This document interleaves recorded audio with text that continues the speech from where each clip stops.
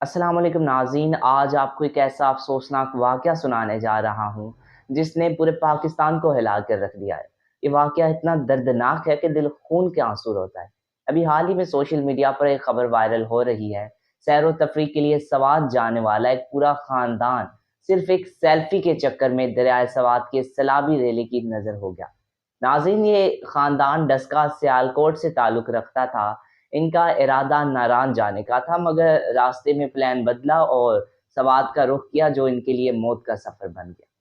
ये लोग बाईपास पर नाश्ता कर रहे थे कि इसी दौरान पहाड़ों पर बारिश हुई और अचानक दरिया में एक तूफ़ानी रेला आ गया।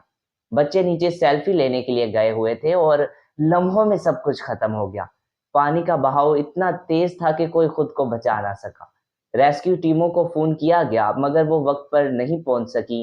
नतीजा ये निकला कि एक ही ख़ानदान के 18 अफ़राद दरिया में बह गए।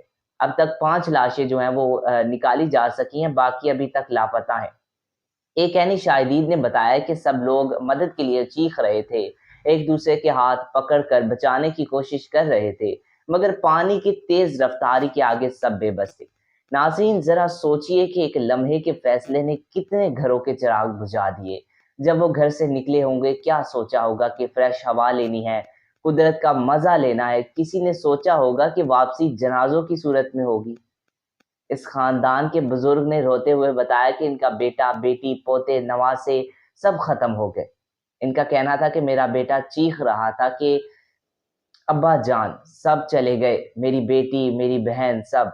सियालकोट इस वक्त सोग में है, जनाजे उठ रहे हैं, लोग परसा दे रहे हैं और हम सब के दिल में भी यही सवाल है कि क्या एक सेल्फी, एक लम्हे की बेएहतियाती जिंदगी से ज्यादा कीमती थी?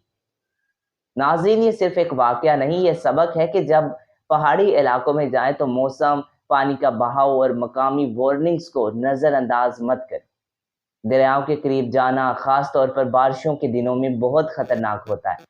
अल्लाह ताला से दुआ है कि जो लोग जाँ-बहक हुए, इनकी मग़फ़िरत फ़रमाए, इनके लवाहक़ीन को सब्र दे और हम सबको अक़्ल व एहतियात अता फ़रमाए।